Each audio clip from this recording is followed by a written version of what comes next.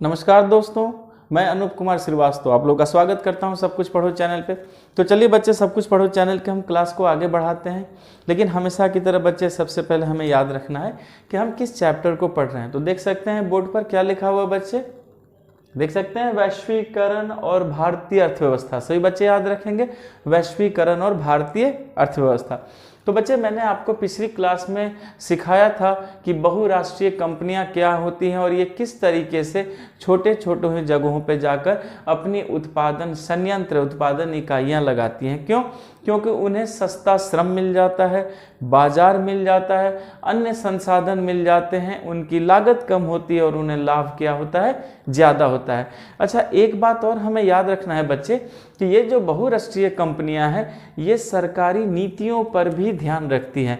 इस बात को सभी बच्चे याद रखेंगे कि जो बहुराष्ट्रीय कंपनियां हैं ये क्या करती हैं बच्चे, तो ये जो है सरकारी नीतियों पर भी ध्यान देती हैं। सरकारी नीतियों पर भी हम इस बात को याद रखना है बच्चे कि ये क्या करती हैं, सरकारी नीतियों पर भी क्या देती हैं, ध्यान देती हैं। क्लियर है? और देखती हैं कि क्या सरकारी नीतियां उनके अनुकूल है, कि उनके लाभ में किसी तरह की कोई कमी नहीं हो। अच्छा, अब जरा इसी क्लास को हम आगे बढ़ाते हैं। तो सभी बच्चे याद रखिएगा कि पहले बहुराष्ट्रीय कंपनियां क्या करती हैं, अपनी परिस्थितियों को सुनिश्चित करती हैं। और सुनिश्चित करने के लिए अब वो क्या करते हैं कि जब परिस्थितियों को सुनिश्चित कर लेती हैं तो उत्पादन के लिए कार्यालय एवं कारखाना स्थापित करती हैं। याद रखिएगा, परिस्थितियों को सुनिश्चित करने के बाद उत्पादन के लिए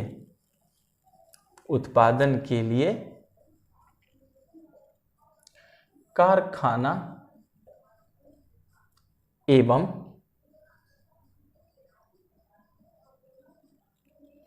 कार्यालय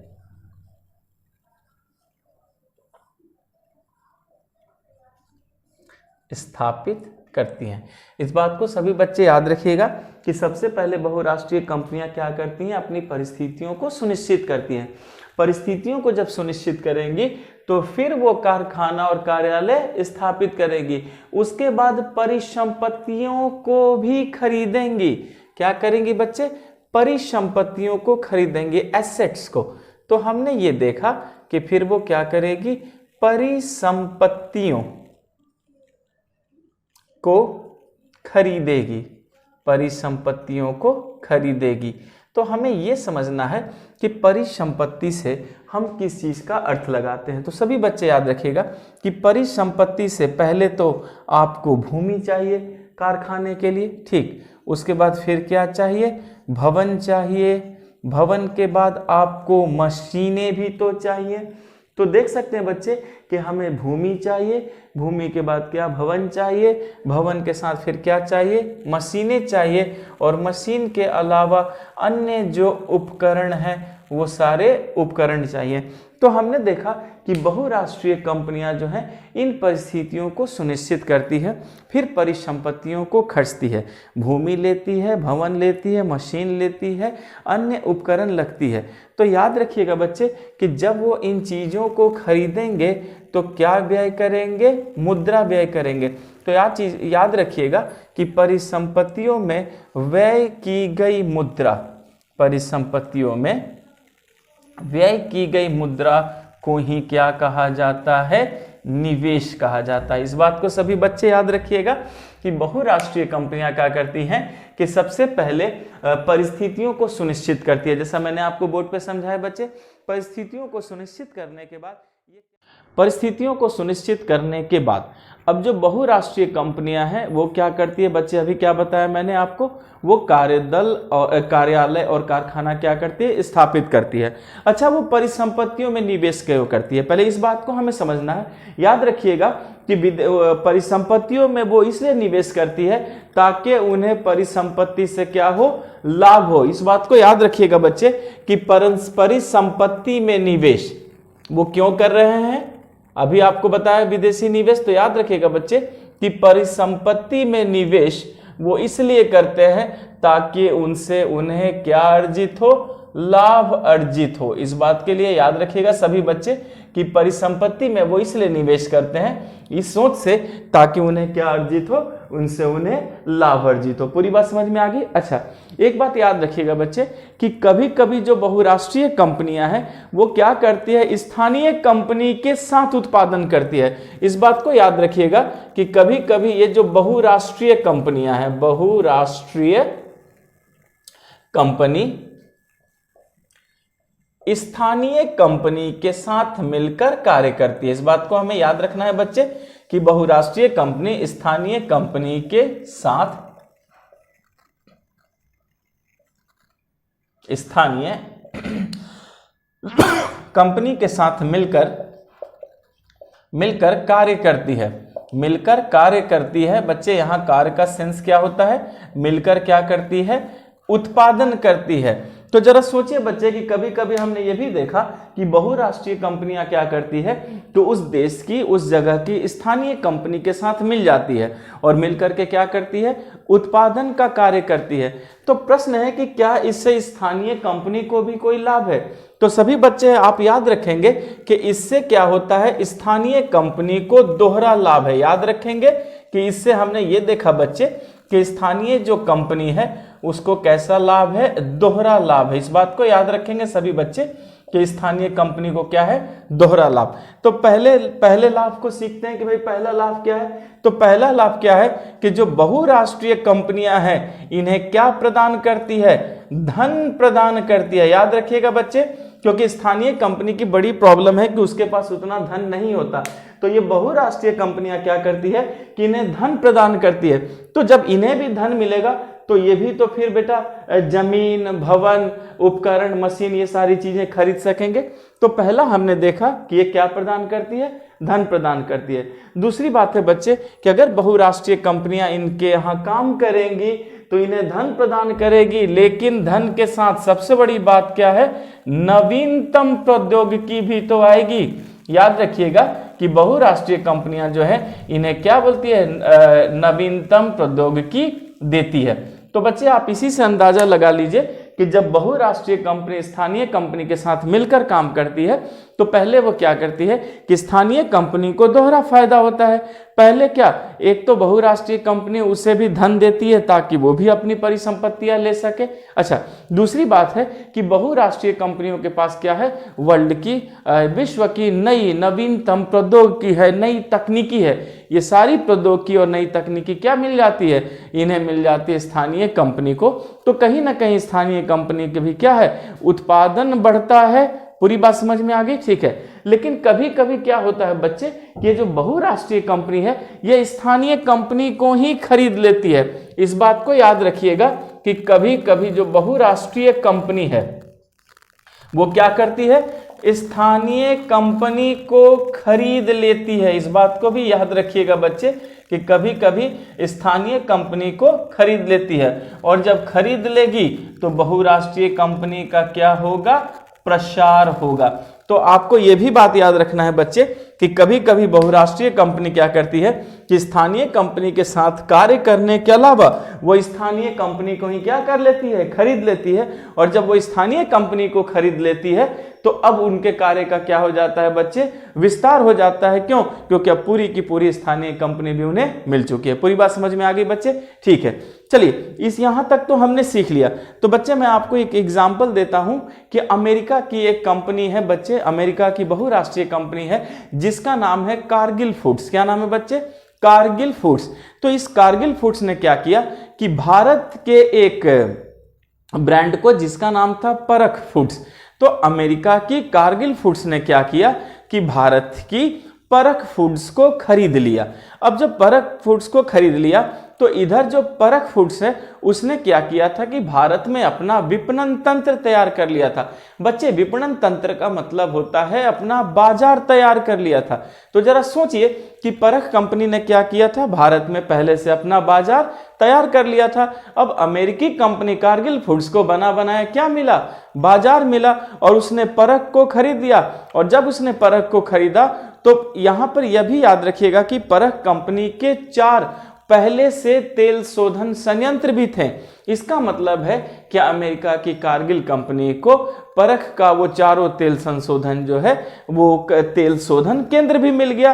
अब क्या हुआ कि अब जो कारगिल जो कंपनी है वो भारत में खाद्य तेल की सबसे बड़ी उत्पादक कंपनी हो गई।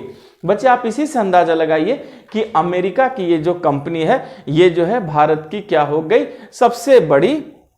हम समझ सकते हैं बच्चे कि भारत की सबसे बड़ी क्या हो गई, तो आप क्या कहेंगे, खाद्य तेल उत्पादक कंपनी हो गई। और याद रखिएगा बच्चे कि प्रतिदिन लगभग 50 लाख तेलों के पैकेट का क्या करती है, ये निर्माण करती है। तो आप देख सकते हैं कि किस तरीके से अमेरिका की बहुराष्ट्रीय कंपनी ने भारत में सबसे बड़ी कंपनी का रूप ले लिया। उसी तरह बच्चे याद रखिएगा कि बहुत सारी जो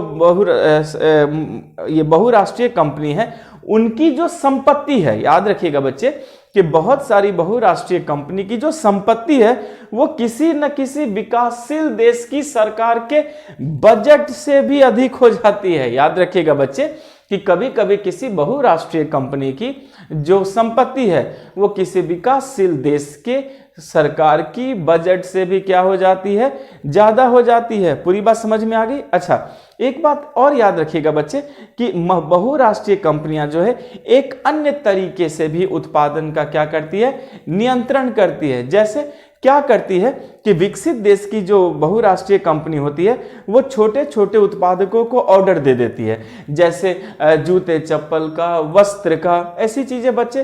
तो बड़ी बहुराष्ट्रीय कंपनी ने क्या किया कि छोटे छोटे उत्पादकों को उसने ऑर्डर दे दिया। अब छोटे छोटे उत्पादक जैसे खेल के सामान हो गए, जूते चप्पल हो गए, कपड़े हो गए, अब छोटे छोटे उत्पादक उन्हें बड़े पैमाने पर उत्पादन करके दे देते थे।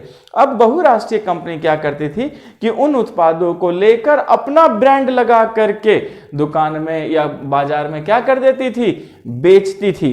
तो सोचिए बच्चे इस तरीके से भी बहुराष्ट्रीय कंपनी को कितना फायदा है। तो सभी बच्चे याद रखिएगा कि जिस तरह अमेरिका की कारगिल फूड्स कंपनी ने परख कंपनी को खरीद लिया और प्रसार किया, उसी तरह ये क्या करती है कि छोटे छोटे उत्पादकों को ऑर्डर भी दे देती है। और छोटे छोटे जब उत्पादक इनके ऑर्डर को बना देते हैं तो फिर ये क्या करते हैं बच्चे कि ये जो बहुराष्ट्रीय कंपनी है अपना ब्रांड लगाकर उन सारे उत्पादों को बाजार में बेच देती है। तो इस बात को याद रखिएगा बच्चे कि ये क्या करते हैं, छोटे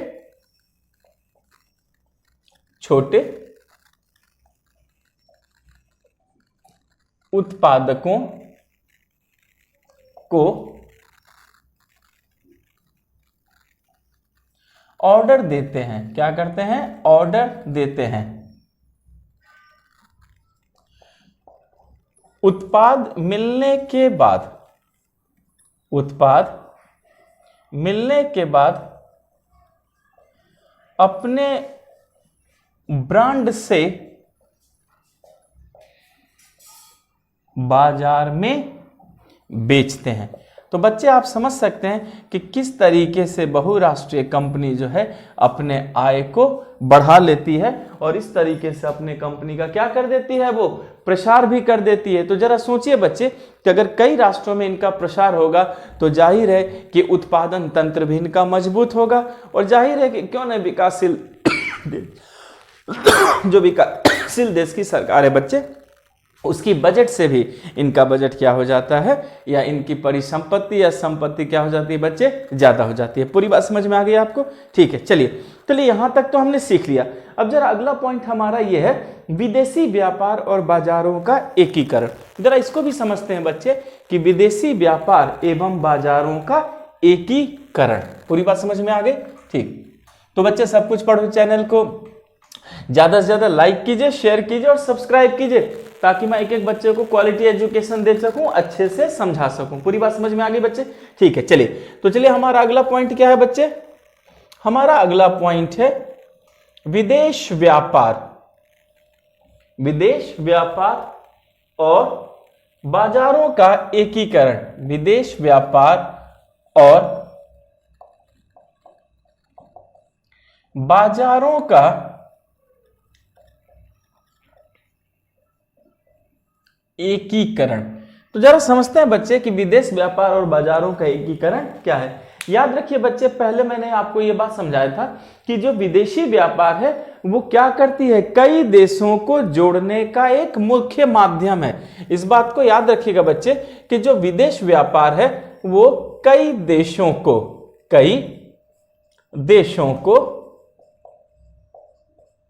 जोड़ने का, कई देशों को जोड़ने का एक मुख्य माध्यम है।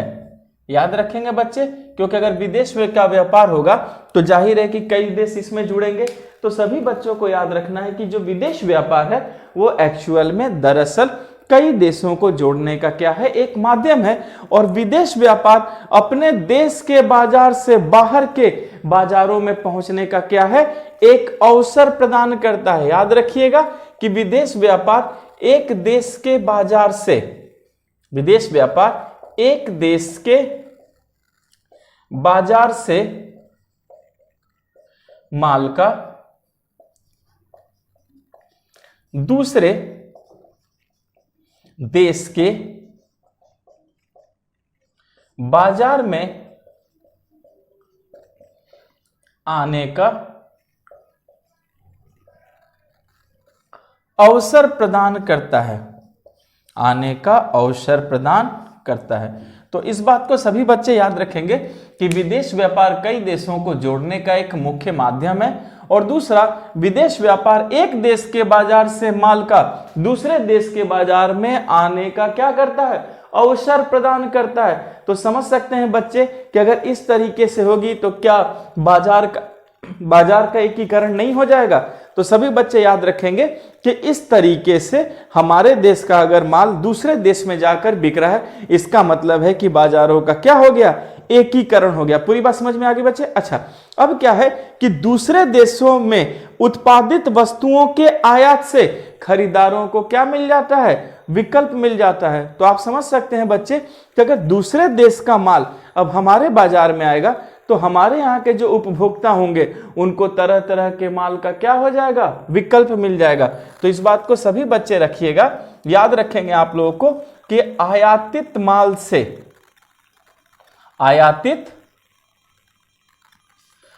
से खरीदारों को विकल्प मिल जाता है, विकल्प मिल जाता है। ऐसा नहीं है बच्चे कि एक ही कंपनी का माल है, आपको लेना है लो, नहीं तो घर जाओ। तो याद रखिएगा कि अगर हम बाहर के देशों से माल आयात करेंगे तो इसका मतलब क्या है कि हमारे यहाँ के जो खरीदार हैं उन्हें बाजार में ढेर सारे विकल्प मिल जाएंगे।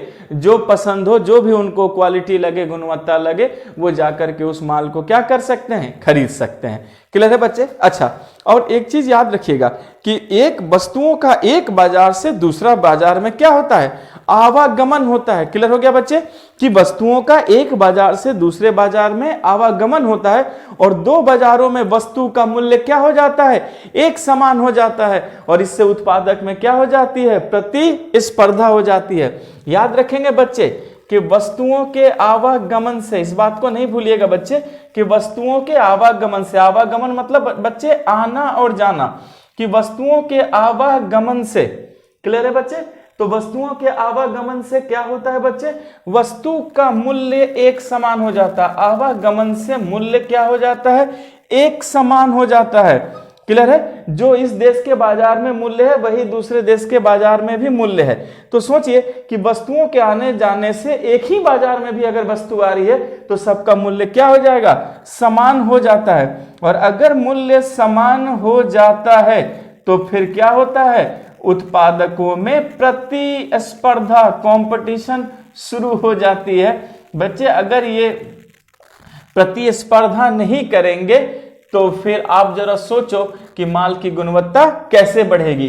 तो याद रखिएगा बच्चे कि अगर एक ही बाजार में एक ही तरह तरह के वस्तु आ जाए और सबका कीमत क्या हो जाए, समान हो जाए, तो अगर सबकी कीमत समान हो जाएगी तो जो उत्पादक लोग हैं उनमें कंपटीशन होगा, प्रतिस्पर्धा होगी और सभी अपने प्रोडक्ट की, अपने उत्पाद के गुण को बढ़ाने की कोशिश करेंगे और जितना गुण को बढ़ाएंगे उतना भी कीमत को कम करने की कोशिश करेंगे ताकि कम कीमत पर आपको अच्छा माल मिल जाए। तो ग्राहकों को कम कीमत में अच्छा उत्पाद, अच्छा माल मिल जाता है। तो देख सकते हैं बच्चे कि विदेशी व्यापार और बाजारों के एकीकरण से ग्राहकों को भी कितना फायदा है। पूरी बात समझ में आ रही बच्चे? ठीक है, चलिए अब जरा समझते हैं कि वैश्वीकरण क्या होता है, जरा उस चीज को जोड़ते हैं। तो पहले मैं इसे मिटा दूं बच्चे, आप लोग सीख चुके हैं। चलिए तो हम अगले पॉइंट में सीखते हैं कि वैश्वीकरण क्या होता है। बच्चे याद रखिएगा कि विश्व बाजार अगर एक हो रहा है तो कहीं ना कहीं विश्व की सारी चीजें एक हो रही है, व्यवस्था एक हो रही है। तो बच्चे याद रखिएगा हमें उसी एक व्यवस्था में वैश्वीकरण को समझना है। पूरी बात समझ में आ गई? तो बच्चे हमारा जो नेक्स्ट पॉइंट है, हमारा नेक्स्ट पॉइंट ये है कि वैश्वीकरण क्या है। हमारा नेक्स्ट पॉइंट क्या है बच्चे? कि वैश्वीकरण क्या है। तो चलिए इसको समझने की कोशिश करते हैं कि वैश्वीकरण क्या है। बच्चे याद रखिएगा कि 3 दशकों से बहुराष्ट्रीय कंपनियां उन स्थानों को तलाश रही है जहां पर उत्पादन सस्ता हो। इस बात को सभी बच्चे याद रखेंगे कि यह देखा गया है कि लगभग कितने बच्चे, 3 दशकों से जो है ना बहुराष्ट्रीय कंपनियां, 3 दशकों से बहुराष्ट्रीय कंपनियां उन, बच्चे केयर कीजिएगा, 3 दशकों से बहुराष्ट्रीय कंपनियां उन स्थानों को तलाश रही हैं, उन स्थानों को तलाश रही हैं। क्या बच्चे? 3 दशकों उन स्थानों को तलाश रही हैं जहां पर उत्पादन क्या हो, सस्ता हो। याद रखिएगा बच्चे, तभी तो इनको लाभ ज्यादा होगा, जहां उत्पादन क्या हो, सस्ता हो। तो हमने ये देखा कि 3 दशकों से बहुराष्ट्रीय कंपनियां वैसे स्थानों को तलाश रही है जहां पर उत्पादन क्या हो, सस्ता हो। और याद रखिएगा बच्चे, वहीं पर बहुराष्ट्रीय कंपनियां क्या करती हैं, फिर निवेश करती हैं। तो हमने देखा कि फिर वहां पर निवेश में क्या हो रही है, वृद्धि हो रही है। याद रखिएगा, जहां उत्पादन सस्ता है वहीं पर क्या हो रहा है, निवेश हो रहा है। इसका मतलब है कि निवेश में भी क्या हो रही है, वृद्धि हो रही है। पूरी बात समझ में आई बच्चे? तो निवेश में भी क्या हो रही है, वृद्धि हो रही है। और अगर निवेश में वृद्धि होगी इसका मतलब है कि विदेश व्यापार में भी क्या हो रही है, वृद्धि हो रही है। याद रखेंगे बच्चे कि विदेश व्यापार में भी क्या हो रही है, वृद्धि हो रही है। तो देख सकते हैं बच्चे कि 3 दशकों से लगभग ये चीजें हम देख रहे हैं कि बहुराष्ट्रीय कंपनियां उन स्थानों को तलाश कर रही है जहां पर उत्पादन, परिसंपत्ति सस्ता हो, सस्ते श्रम हो। तो बच्चे इसका मतलब है कि यहां पर बहुराष्ट्रीय कंपनियां निवेश भी ज्यादा करेंगी। तो जैसे जैसे निवेश बढ़ेगा तो हम क्या कह सकते हैं कि विदेशी निवेश बढ़ेगी। और बच्चे जितना विदेशी निवेश बढ़ेगा उतना ही विदेश व्यापार भी क्या होगा, बढ़ेगा। और याद रखिएगा कि विदेश व्यापार का एक बहुत बड़ा हिस्सा फिर किसके नियंत्रण में आ जाएगा, बहुराष्ट्रीय कंपनियों के। तो याद रखिएगा बच्चे कि विदेश का बहुत बड़ा हिस्सा, विदेश व्यापार का एक बड़ा भाग, विदेश व्यापार का एक बड़ा भाग बहुराष्ट्रीय कंपनी, बेटा मैं इसको बड़ी कंपनी कह रहा हूं कि बड़ी कंपनी के नियंत्रण में आ जाएगा, नियंत्रण में आ जाएगा। तो हम देख सकते हैं बच्चे कि हमें कितना नुकसान हो रहा है कि विदेश व्यापार का एक बहुत बड़ा भाग जो है सीधे बड़ी कंपनी के नियंत्रण में आ जाएगा। क्यों? क्योंकि सबसे ज्यादा क्या कर रहे हैं, यही तो ये काम कर रहे हैं। अच्छा, फिर याद रखिएगा बच्चे कि विभिन्न देशों के बीच संपर्क भी तेज होगा, तीव्र तरीके से एकीकरण होगा।